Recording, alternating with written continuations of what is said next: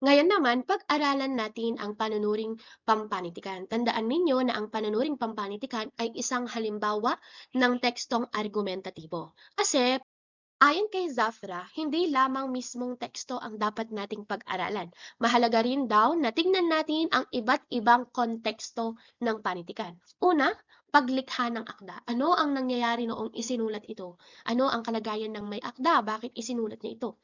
Ikalawa naman, pagtanggap ng mga mambabasa. Paano ito tinanggap o nauunawaan ng mga tao? Ikatlo naman, paglaganap ng panitikan. Paano ito nakarating at nagkaroon ng impluensya sa mas maraming mambabasa na hanggang ngayon pinag-aaralan pa po natin ang mga panitikan noong unang panahon.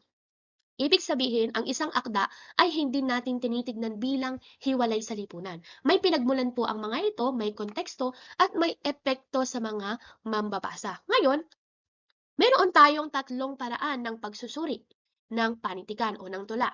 Una, loob. Pangalawa, ligid. At pangatlo, lalim. Para mas madali nating tandaan, ang paraan po ng pagsusuri ay loob. Ano ang ibig sabihin ng loob? Ano ang tinitignan natin?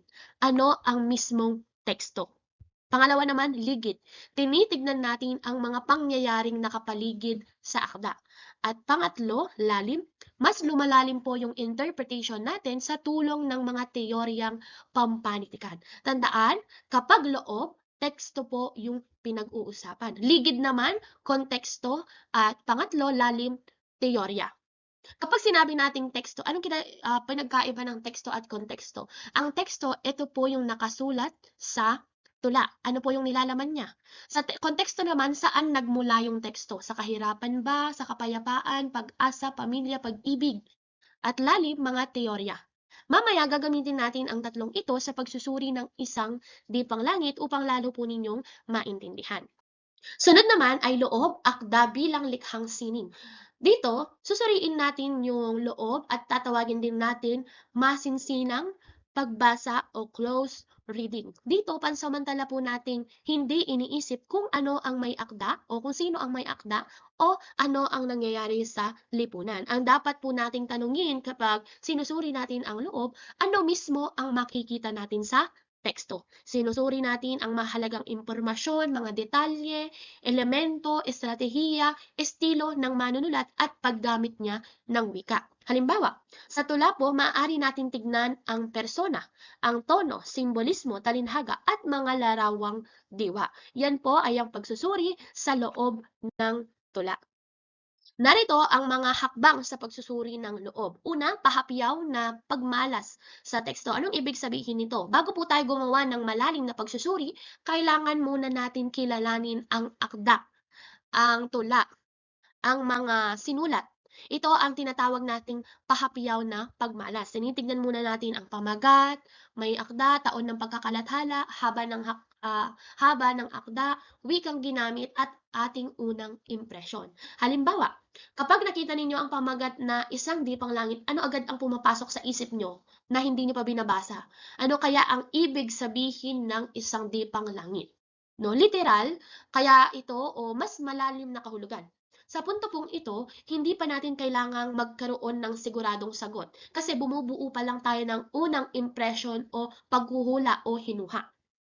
Pangalawa naman, unang pagbasa. Pagkatapos natin tignan ang pangkahalatang anyo ng akda, babasahin na natin ito ng buo. Sa unang pagbasa, hinahanap natin ang pangunahing paksa, mahalagang detalye at pangkalahatang daloy ng akda. Hindi pa natin kailangan bawat salita ay himayin natin, isa-isahin anong ibig sabihin ng ganito, ng dipa, ng langit, anong ibig sabihin nito. Hindi pa po. Pagkatapos ninyong unang basahin ng isang dipang langit, maaari ninyong itanong ay ano ang pangunahing sitwasyon ng persona? Ano ang nararamdaman niya? Ano ang pangunahing problema na kanyang kinakaharap? Dito natin nakukuha ang pangkahalatang ideya ng akda. Sa ikatlo naman po, dito natin masinsing pagbasa. Dito, tinitignan natin ang mga elemento, mga simbolismo, talinhaga, estilo at estratehiya ng manunulat. Halimbawa, kung paulit-ulit na binabanggit ang langit, kulungan, dilim o liwanag, itatanong natin, literal ba na ganito ang kahulugan ng mga salitang ito o mayroon pa silang simbolikong kahulugan? Sa masinsing pagbasa, parang detective po tayo. Hindi lang natin binabasa kung ano ang nakasulat, hinahanap din natin kung ano ang pinapahiwatig nito. Nakuha?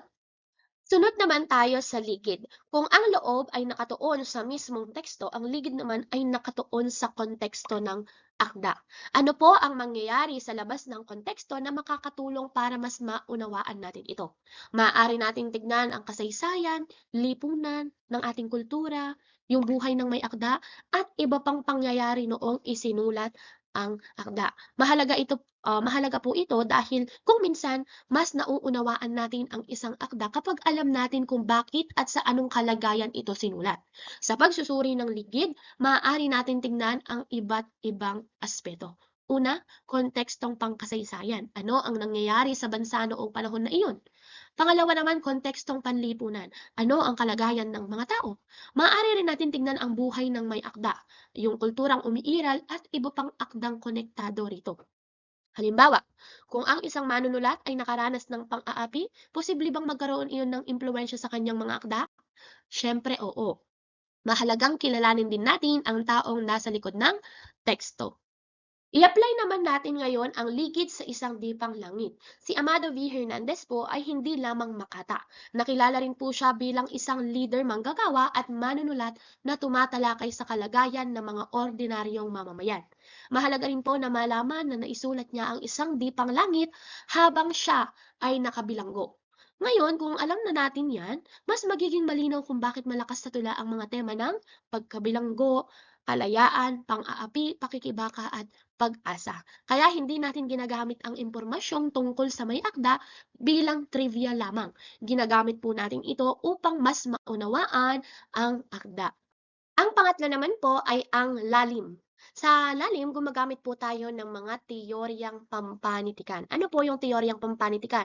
Ito po ay isang paraan o pananaw na ginagamit sa pagsusuri at pag-unawa sa isang akdang pampanitikan tulad ng mga tula, ng mga nobela, maikling kwento, sanaysay, at marami pang iba. Ibig sabihin lang po sa lalim, ah, ito po ay parang salamin na ginagamit natin upang makita pa ang mas malalim na kahulugan ng isang akda. Halimbawa, kung ang isang tula po natin ay tungkol sa mga kababaihan, ilalarawan po natin dito yung karapatan nila, kapangyarihan nila, kahinaan nila.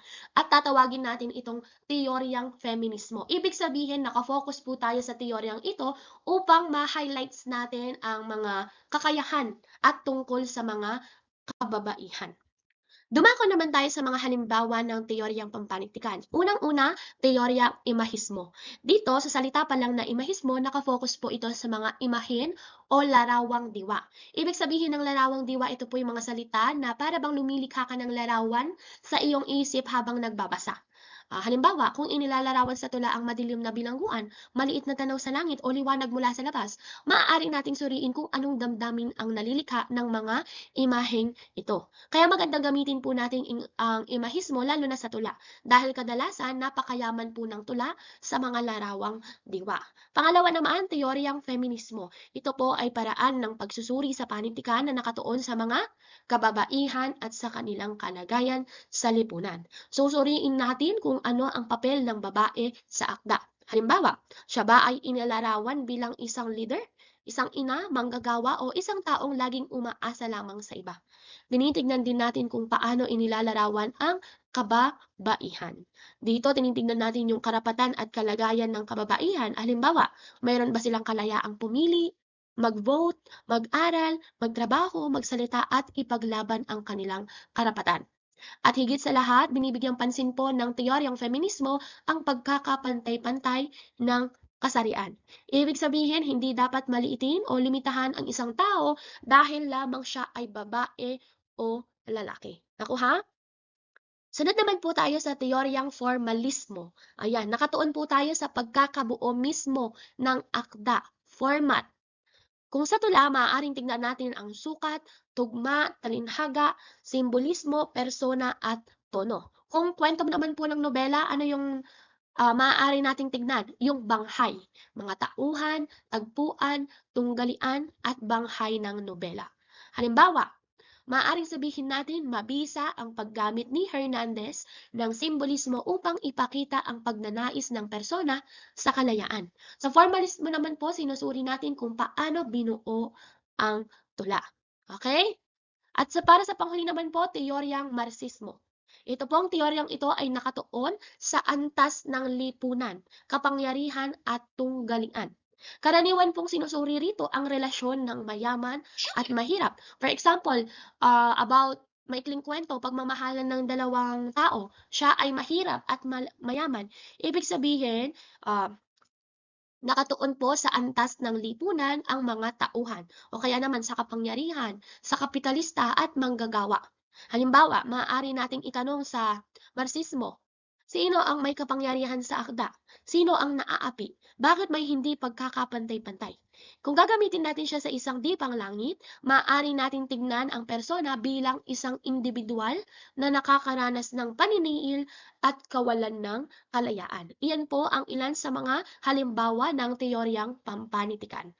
Balikan naman natin ang sinabi natin kanina. Sinabi natin na ang panunuring pampanitikan ay isang tekstong argumentatibo. Bakit kaya? No? Halimbawa, may nagsabi na ang isang dipang langit ay tungkol daw sa pag-asa. Pwede bang hanggang dyan lang kapag ikaw ay nagsusuri? 'Di ba? Hindi. Kailangan nating itanong o sagutin ang bakit tungkol sa pag-asa? Anong bahagi ng tula ang nagpapatunay nito? Paano ipinakita ng may akda ang pag-asa? Diyan nagiging argumento ang ating pagsusuri. May pahayag, may ebidensya, at may paliwanag. Ngayon, suriin natin ang isang dipang langit. Sa unang tingin, syempre maaari nating sabihin na ang isang dipang langit ay tungkol sa pagdurusa ng isang bilanggo. Tama naman iyon. Pero kung lalaliman natin ang pagsusuri, makikita nating hindi lamang ito tungkol sa pagdurusa. Isa rin itong tula tungkol sa paglaban, sa pag-asa at paghahangad ng kalayaan laban sa paniniil at kawalang katarungan. Ibig sabihin, habang may pisikal na pagkakabilanggo, hindi tuluyang nakakulong ang kanyang pag-asa. Ito ang magandang halimbawa kung bakit kailangan nating lumampas sa literal na kahulugan ng akda.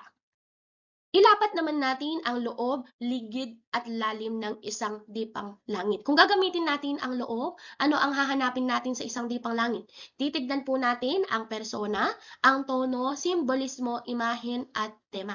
Halimbawa, sino ang nagsasalita? Ano ang kanyang nararamdaman? Anong mga simbolo ang makikita? Paano nagbabago ang tono mula sa simula hanggang sa wakas?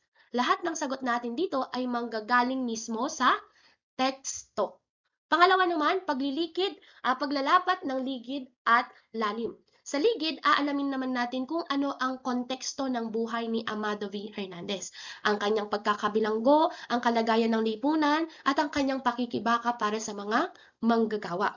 At panghuli naman, panghuli sa lalim, pipili tayo ng salamin o lente o teorya. Halimbawa, kapag nabasa mo yung isang dipang langit, ito ba ay imahismo? Titignan natin ang larawang diwa.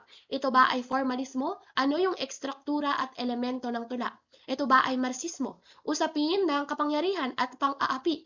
At ito ba ay moralismo? Mga aral at pagpapahalaga. Kaya iisang tula lang ito, marami tayong mailalagay na teoryang pampanitikan.